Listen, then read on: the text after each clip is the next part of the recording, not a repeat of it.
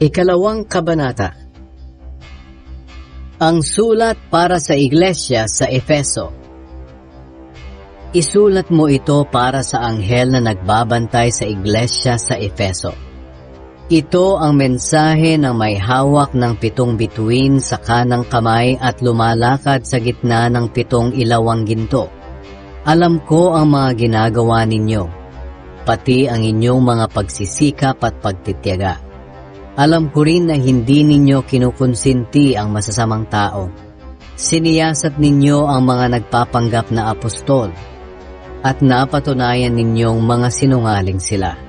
Tiniis ninyo ang mga kahirapan dahil sa pananampalataya ninyo sa akin at hindi kayo nanghina. Ngunit ito ang ayaw ko sa inyo. Ang inyong pag-ibig sa akin ngayon ay hindi na tulad ng dati.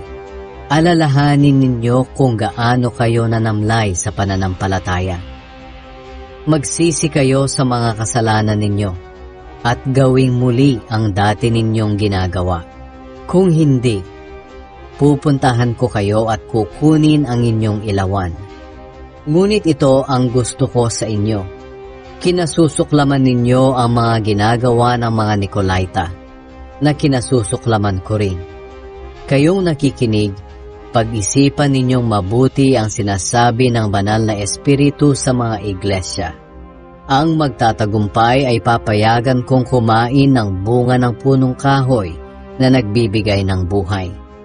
Ang punong ito ay nasa paraiso ng Diyos. Ang sulat para sa iglesia sa Esmirna. Isulat mo ito para sa anghel na nagbabantay sa iglesia sa Esmirna. Ito ang mensahe niya na siyang simula at katapusan ng lahat, na namatay ngunit muling nabuhay.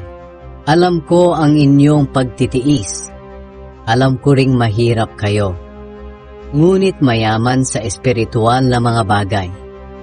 Alam kong hinahamak kayo ng mga taong nagsasabing mga Hudyo sila, ngunit ang totoo'y mga kampon sila ni Satanas. Huwag kayong matakot sa mga paghihirap na malapit na ninyong danasin. Tandaan ninyo, ipapabilanggo ni Satanas ang ilan sa inyo upang subukan kayo. Daranas kayo ng pag-uusig sa loob ng 10 araw. Manatili kayong tapat hanggang kamatayan. At gagantimpalaan ko kayo ng buhay na walang hanggan. Kayong nakikinig, pag-isipan ninyong mabuti ang sinasabi ng banal na espiritu sa mga iglesia. Ang magtatagumpay ay hindi makakaranas ng ikalawang kamatayan. Ang sulat para sa iglesia sa Pergamum. Isulat mo ito para sa anghel na nagbabantay sa iglesia sa Pergamum. Ito ang mensahe ng may hawak ng matalas na espada na 2 ang talim.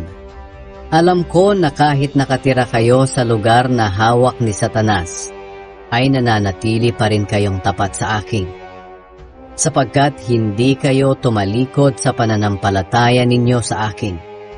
Kahit noong patayin si Antipas na tapat kong saksi riyan sa lugar ninyo, natirahan ni Satanas. Ngunit ito ang ayaw ko sa inyo. May ilan sa inyo na sumusunod sa mga aral ni Balaam. Si Balaam ang nagturo kay Balak kung paano udyokan ng mga Israelita na magkasala sa pamamagitan ng pagkain ng mga inihandog sa mga Diyos-Diyosan at sa pamamagitan ng paggawa ng sexual na imoralidad. At may ilan din sa inyo na sumusunod sa mga aral ng mga Nicolaita. Kaya magsisi kayo sa mga kasalanan ninyo, sapagkat kung hindi, pupunta ako riyan sa lalong madaling panahon at kakalabanin ko ang mga taong iyan na sumusunod sa mga maling aral sa pamamagitan ng espada na lumalabas sa aking bibig. Kayong nakikinig, pag-isipan ninyong mabuti ang sinasabi ng banal na espiritu sa mga iglesia. Ang magtatagumpay ay bibigyan ko ng pagkain na inilaan ko sa langit.